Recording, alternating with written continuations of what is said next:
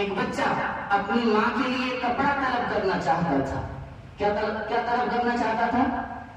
کپڑا طلب کرنا چاہتا تھا. تو وہ اپنے چچا کے پاس گیا کہ میں اپنے چچا سے اپنی امی کے لیے کوئی کپڑا مانگ لاؤں. جب وہ اپنے چچا کے پاس جاتا ہے تو اس کا چچا اس کو جھڑک کر بھگا دیتا ہے اور کہتا ہے کہ ہمارے پاس تمہاری ماں کے ستر کو چھپانے کے لیے کپڑے نہیں، پیسے نہیں ہیں. وہ بچہ روتا ہوا جب لوٹ کر آتا ہے گھر تو راستے میں کوئی شخص روک کر پوچھتا ہے کہ بچہ کیا معاملہ ہے، کیا پرابلم ہے.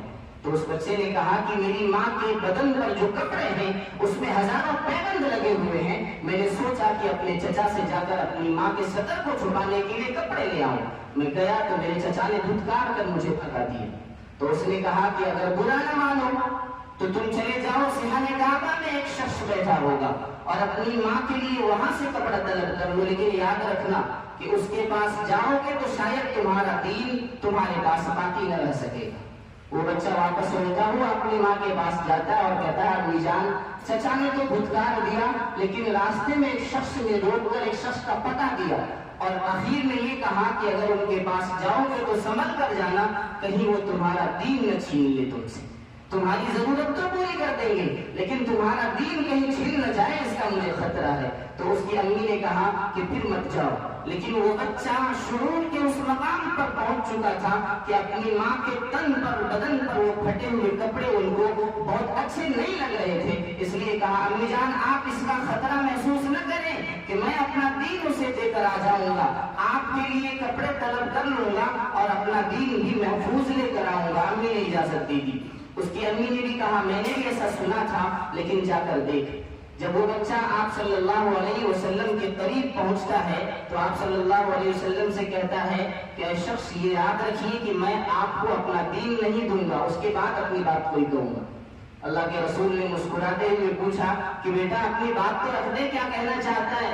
تو اس بچے نے کہا کہ میری ماں کے بدن پر اچھے کپڑے نہیں ہیں، ان کی ستر کو چھپانے کے لیے میں آپ سے ایک کپڑا طلب کرنے کے لیے آیا ہوں.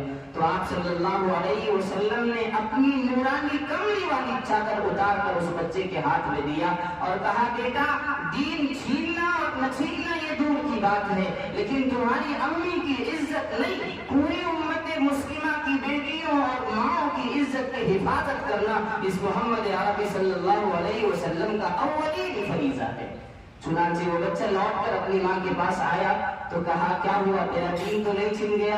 اس نے کہا نہیں امی جان میں پہلے ہی بات کر لیا تھا بھائی، اپنا دین آپ کو کسی بھی حال میں نہیں دوں گا اور اپنی ضرورت بھی پوری کروا لوں گا. اس لیے انہوں نے چادر عطا فرما دی اور دین لینے اور دینے کے بارے میں کوئی بات نہیں ہوئی. تو اس عورت نے کہا بیٹا اب ہمیں اس انسان کا دین قبول کر لینا چاہیے جس کے خانواتے سے ہم تعلق رکھتے ہیں، جس خانواتے کے تم چراغ ہو، جس خانواتے کا سلسلہ تم سے چلے گا، اس خاندان سے تمہاری مدد نہیں ہوئی اور جس نے دین چھین لینے کا الزام اپنے سر پر لے کر پورے مکے میں اپنے خدا کا اعلان کیا، ان کی توحید کا اعلان کیا، اس کے پاس پہنچے تو تیرا دین بھی محفوظ رہا اور تمہاری ماں کی عزت بھی محفوظ رہی. اس لیے ایسا لگتا ہے کہ ہمیں چل کر اس کے دین کو قبول کر لینا چاہیے. اور دونوں ماں بیٹے نے جا کر اللہ تبارک و تعالیٰ کے محبوب نبی کے اس حسن اخلاق کی بنیاد پر ایمان قبول کر لیا اور لا الہ الا اللہ محمد رسول اللہ کا اقرار کر